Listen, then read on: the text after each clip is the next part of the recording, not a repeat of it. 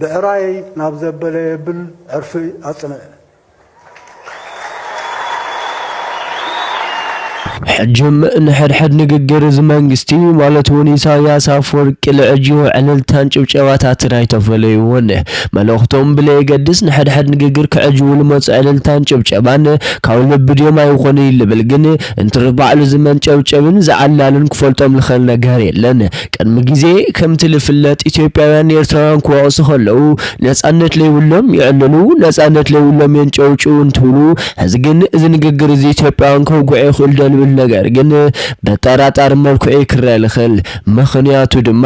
እዚ ኢትዮጵያውያን ዓለም ነጻነትን ይወም ማለት ፍር ነገር የለን መንግስቱም ይላዓልሞ ብድሮን ህዝብ ይጭፍጭፍ ጆኖሳይድ ይፈጽም ተደሊ ካብ ደጋ ሐልታት አዲሙን ህዝብ ይጭፍጭፍ ተደሊ ብናዩ አለ ሰራዊት ተደሊ በሰማይ ተደሊ በመሬት ይጭፍጭፍ አባምሐራ ይብልን አብ ትግራይ ይብልን ኦሮሞ ይብልን ሸጊሩ ድማ ጋምቤላ ዶውን ተበለ ከምደስ ለወለንና ይተቋሙ ለኾን ነጋተን ተግኒ ምጭፍፍ የቋርጽ መንግስቲ ኣብ ተሕቲው ኸንኻስ ነጻነቴን ልበለ ህዝቡን በወቀሳ መልክዕ ነጻነት የብልኻይን ማለድ ፍር ነገር የውሎምን በርግጽ ሓደ ነገር ግጽኛ ኮና መውጋዕ ንኽል ዞም ህዝለን ጨውጨው ለለው ኢሳያስ አፈወርቅ ለእጅው ለለው ዕልልታታት ብሙሎም ካብ ልብድዮም አይኾን ይልብል ነገር እንትርፍ በዓል ዘዓላሊ እንትርፍ በዓል ዝጨብጫዊ ማንም ክርዶም አይኸልን ኾነ ይኾነ ግን ኣብ ሕድ ዓመት ለይሳኑ ኣብ ሕድ ዓመት ልድሞጽ ድምጽታት ታሃልዮም ኣብ ሕድ ንግግር ኢሳያስ አፈወርቅ ለእጅው ነገራት አሕድሕና ኢሳያስ አፈወርቅ ንግግራት ለዳሞ እንልታን ጭብጨባና ይፍለዩን መንበር 34 ዓመት መዓልተ ነጻነት ህዝብን መንግስትን ኤርትራ ተኸወረሉ አሕድሕድ ንግግሩ ለእጅው ነውር ነገራት ድማ እንታይ ምልክት ንዮም ንምንታይ ተነጊሮም በመን መልክዕ ኸን መን ምጥቋም ተደልብል ነገር ንምራይ ህዝም ከም ዝኹሉ ጊዜ ንብሎ ጊዜ ለኩሉ እንዳበላ ጊዜ ተይብና ለይስማዕ ነገር የለይ ጊዜ ተይብና ለይድመጽ ነገር ለይረ ነገር የለይ እንዳበላል ራና የም ነገር አይወሃዲና በልና እቲ ነገር ንምትንታን ተገኒናኔና ሰናይ ጻነሄት ናትና አይንህብን ናይንዳማትናኻ አይንደል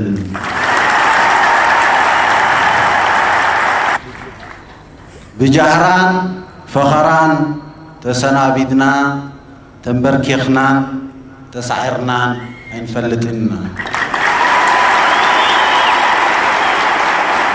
أوزم قدم إلا لسمعنا يوم نجارات أفلا يلن انترف عدم وسيخو إساياش كشم قل شعور خطر موان خالي أفلا لا يلن اتوم دمت أتاسي خطلو أهجد نققر للو نققرات بعلالتان بجوشواني عجو خالي من ما فلا لا يولومن ناقام ناي مسمرا فلا لا يون يولومي تحز نققر زي برقز أمونغم سيسيبيا سنايلو خوانت امد تفاتير نيرو باتلاي دمام سيسيبيا نمار ولا تلي دفرنا مسبل سقنا هزقن خمل تناقضة تقوينو بلسقنا لك خم بعراي لحاسب منجستي والسنة والولن تولى نحنا عرفنا تصنيعنا منهم نجراي مسناي قدمنا عرف بصناعنا نفلل نججر لتناجر إساياس أفوركي نمنتاجن أو جزء أو وقتي مدما حسيروان خنزخل تلتجلاوت حسوا جي خيل خطيق لخل سبكنه عين مرن انترفنا حد نججر بعد التام بشوش أوان لأجيو تتصفون حزبات هنقوطا زسانا بدوم لا قدام حيلتات جن አይቀሰኑን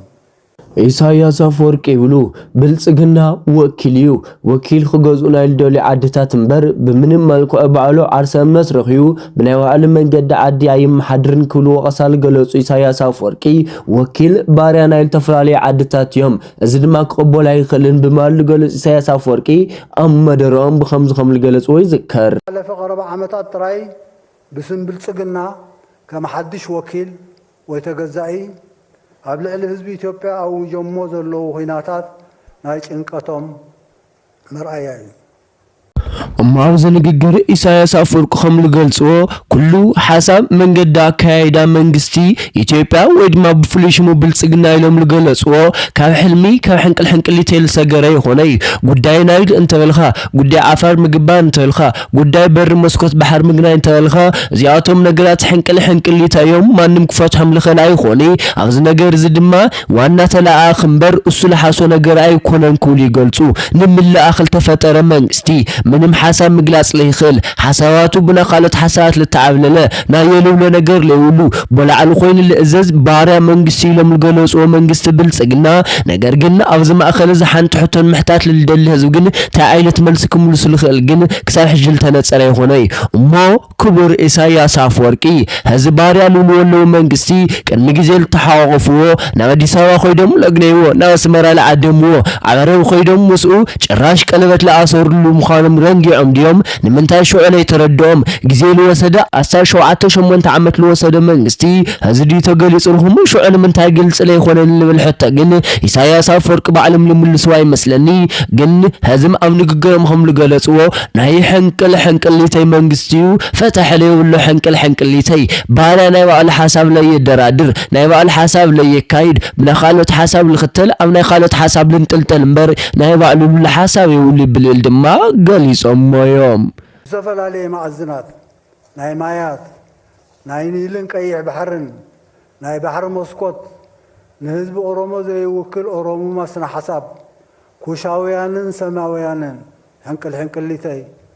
መደሮም ብጭብጭብታን ዕልልታን ለቆጸሉ ኢሳያስ አፈወርቂ ድማ ከምዚብሉ በሓደ ጥራሕ ለይብቀዐ ብሰፊሕ ልተሓሰቡ ኩናት ከምለሎል መዝገብናዩ ጉዳይና ብጃህራል ተዓጀበ ብዙሕ ዶላር ልፈሰሰ ብዘመናዊ ክበሃል ልኽእል መሳርሒ ተዓጅቡ ክመጽል ተሓሰበ ነገር ከምለሎ ልመዝገብናዩ ልፈለጥናዩ ጉዳይና እዚ ኩሉ ዚ ጉዳይ ግን ካብ ጃህራ ካብ ፈኸራ ካብ ሕንቅልተይ ዘልላ ይኾነይ ንሕና መዝገብናዩ ልቆጸልና ጉዳይና ልወሉ ካብ ዝለይናኣስ ነገር ግን ብሰፊሕ ልሰርሕሉ ጉዳይ ነው ኢሎም ድማ ሓደ ነገር ቀጽሎም እዚ ድማ ናስነ ልቦና ውግ ይበሃል በርግጽ ብስነ ልቦና ሓሾት ፕሮፓጋንዳ ብምንዛሕ ለይብላ መሬት ነገር ብምስፋሕ ካብ ዝቀጽልካ ድማ ክኸውን ለይኹል ነጋስ ክኾኑ ከም ልኽእሉ ለይለ ነገር ድማ ከም ለና ገበርካ ብምንጋር ናስነ ልቦናይ ናሓሳብ ውግ ልጀመረና መንግስቲ ኢትዮጵያ ወይ ድማ ብልጽግና ከም ለለን ንፈልጢና እዚ ኩሉ መዝጊብና ግን ጥንካርና በመንገድ ከም ልኾነ ካብ ምግላጽ ዓዴኑ ዕልን ኢሉ ልገለጸ ኢሳያስ አፈወርቂ ንኹሉ ንሓድሓድ ምንቅስቃስና ብልጽግና ወይ ድማ ናይ ኢትዮጵያ መንግስቲ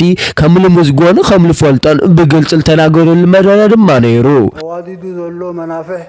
ስነ አእምሮዊ ኹናት ዝበሃሉን ብዙሕ ንተጻብኦ ህዝብን መንግስትን ኤርትራ ዝፈሓት ዘሎ ቁሉዕን ስውርን ሸርሕታትን ዘይፈለጠ የለን አመደምደምታ ድማ ሓደ ነገር ክነግረኩም አሞንጎ ኢትዮጵያ ኤርትራ የነበረ ሃንቆታ ተራይ ነበረ ተስፋ ህዚ የለን ተኒኒ ብማል ሐሳም ልገለጹ ኢሳያስ አፈወርቂ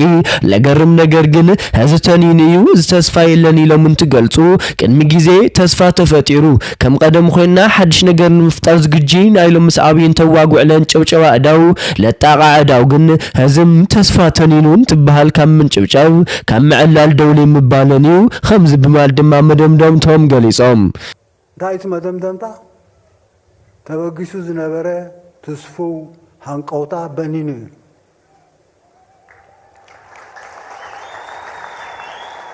አሞዳታ ድማ ኢሳያስ አፈወርቂ መደሮም እንተድምጹን እንተጋዋድድን خمز بمال ገሊጾም ቀደም እቲ ተስፋን ሃለ ተስፋ ከይተነን ሃለ ነገራት ሕንቅልተይ ከይኾኑን ሃለዩ መስዝብን መንግስትን ኢትዮጵያ በፍሉይ ድማ ምስ ብልጽግና ኮይና ልገወርናዮም ተግባራት ምንም ለጣዓሰና ነገር የለን ከም መንግስትን ህዝብን ኤርትራን ህዝን ተፈጠር ነገሩን ልወስደው ውሳኔ ምንም ለጣዓስ ነገር የለን በማልን ትገልጹ ንዚ ጉዳይ እዚ በፍሉይ መልኩ እንራዩ ተንታኒ ፖለቲካ ምስራቅ አፍሪካ ልኾኑ ካሳ ኃይለ ማርያም ድማ ከምል ተረዳን ተኾይኑ ይሉ ከምል ተረዳን ተኾይኑ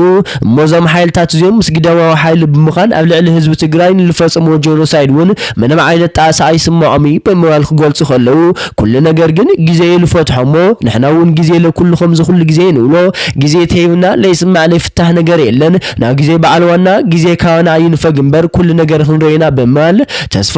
ሰላም ሓድነት ኩሉ ነገር ካብ ህዝብን መንግስትን ኢትዮጵያ ኤርትራ ይፈለ በማል ዜና ናብዝ ነገዋድድ ሰሰናይ ቅንያት